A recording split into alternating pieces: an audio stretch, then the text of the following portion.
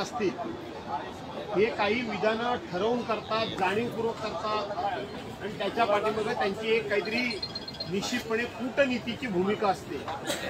आपल्याला आठवत असेल की ज्या वेळेला विधानसभेची निवडणूक आली, लोकसभेची निवडणूक आली, त्यावेळेला बटेंगे तो कटेंगे अशा प्रकारचा त्यांनी नारा दिला। बटेंगे तो कटेंगे हा देशामधल्या हिंदू मुस्लिम अशा पद्धतीच्या वादाला खतपाणी घालणं आणि त्यामध्ये मतांचं पोलरायझेशन करणं हा त्याच्या पाठीमागचा हेतू। आज मुंबईमध्ये सुरेश उर्फ भैया जोशी यांनी जे घाटकोपरमध्ये विधान केलं की मुंबईमध्ये राहणाऱ्या माणसाला मराठी आलंच पाहिजे असं काही गरज नाही, आवश्यकता नाही।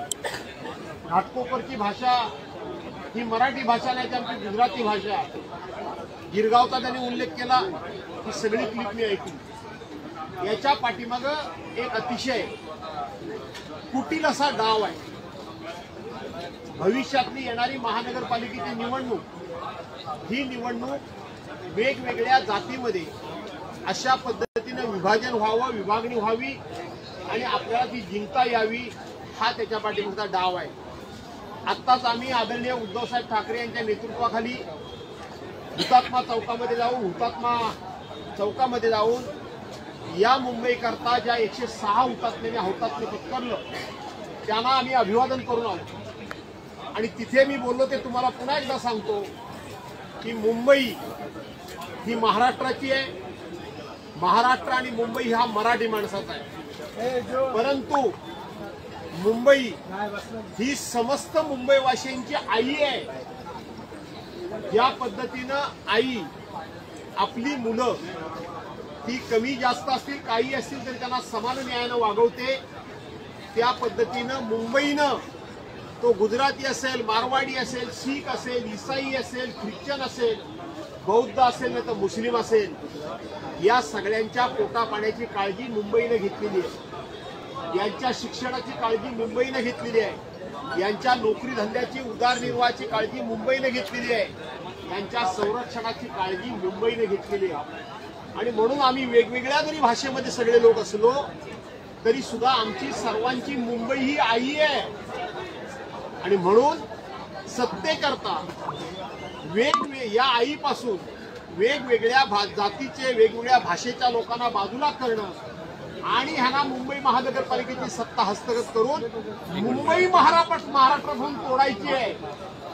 हे मुंबईमध्ये राहणाऱ्या प्रत्येक नागरिकांना लक्षात घेतलं पाहिजे की आपण कोणत्याही जाती धर्माचे भाषा बोलीचे असलो तरी आपली आई मुंबई आहे आणि म्हणून आईपासून आपल्याला बाजूला करण्याचं हे षडयंत्र आहे। आम्ही सगळे मिळून एक होऊ, परंतु आईपासून बाजूला जाणार नाही। या मुंबईमध्ये ही मुंबई मिळण्याकरता संयुक्त महाराष्ट्राच्या लढ्यामध्ये जे अग्रणी नेते होते त्याच्यामध्ये प्रबोधनकार ठाकरे होते, जे बाळासाहेबांचे वडील। बाळासाहेबांनी मुंबई करताना मराठी माणसाकरता काय केलं हे सर्वांना माहिती आहे। उद्धव साहेब मराठी माणसाला आणि मुंबई वाचवण्याकरता काय काय आघात घेतायत हे आपल्याला माहित आहे। त्यांची पुढची पिढी ही आदित्य ठाकरे सुद्धा आज कंबर कसून मुंबई वाचवण्याकरता या ठिकाणी उभी आहे। आणि म्हणून बटेंगे तो कटेंगे इथं जातीमध्ये बाटून आपण आपली मुंबई कोणाच्या तरी हातामध्ये देऊन ही मुंबई महाराष्ट्र तोडणाऱ्यांच्या स्वप्न पुरी होऊ देणार नाही। याकरता म्हणून मी सर्वांना आव्हान करतो की तुम्ही कुठल्याही भाषेचे असा, परंतु सगळ्यांनी मिळून ही मुंबई वाचवण्याकरता उद्धव बाळासाहेब ठाकरे यांच्या पाठीमागे खंबीरपणे उभे राहा असं मी आपल्या वतीनं संपूर्ण मुंबईकरांनी महाराष्ट्राला आव्हान करतो। मुख्यमंत्री म्हणाले काय म्हणाले हे मला माहिती नाही, या विधान तो प्रश्न मीच उपस्थित केला। पॉइंट ऑफ इन्फॉर्मेशनच्या माध्यमातून मुख्यमंत्र्यांकडून मला हे जाणून घ्यायचं आहे की भैया जोशी की ते सुरेश जोशी काय जे बोलले या संदर्भामध्ये महाराष्ट्राची भूमिका काय, मुख्यमंत्र्यांची भूमिका काय, मराठी भाषेचा अभिजात दर्जा मिळाला म्हणून आम्ही या ठिकाणी छाती पिटतोय, आमची मुंबई मराठी माणसाची मुंबई म्हणून आम्ही गावभर सांगतोय, म्हणून तुमची भूमिका काय।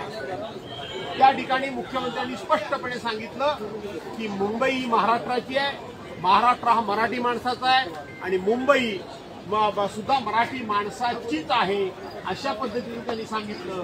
पण त्यांनी मात्र सांगता हळूच आपलं अंग काढून घेतलं की भैया जोशी काय बोलले हे मला माहित नाही, मी ऐकलं नाही, राज्याच्या मुख्यमंत्र्यांना इतक्या सेन्सिटिव्ह विषयाची माहिती नसावी याच्यावर महाराष्ट्र विश्वास ठेवणार नाही. साहेब एक मुद्दा असा होता मुख्यमंत्र्यांची आपला तो बाब्या आणि दुसऱ्याचं ते कारण अशी भूमिका आहे का मुख्यमंत्र्यांची कोणाच्या बाबतीत ही काय जगजाहीर आहे. काल शिवाजी महाराज आणि संभाजी महाराजांच्या अपमानाबद्दल आम्हाला त्या ठिकाणी तो कोरटकर आणि तो राहुल सोलापूरकर या संदर्भामध्ये 2 दिवस आम्ही लक्षवेधी मांडून दिली, पण आम्हाला एक वाक्य सुद्धा बोलू दिलं नाही.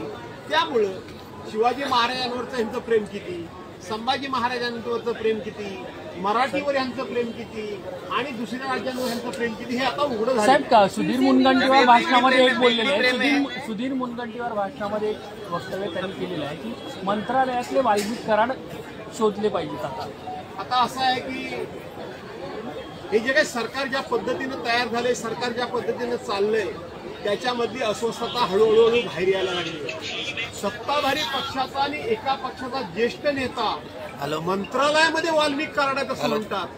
वाल्मिक कराड काय हे डिसेंबर पासून सगळ्या महाराष्ट्राला आणि देशाला कळलेलं आहे. असे वाल्मिक कराड मग त्यांना गोरेंबद्दल बोलायचं होतं, त्यांना कदमांबद्दल बोलायचं होतं, त्यांना धनंजय मुंडेंबद्दल बोलायचं होतं, त्यांना माणिकराव कोकाटेंबद्दल बोलायचं होतं का आणखीन कोण वाल्मिक कराड आहेत हे बोलायचं होतं.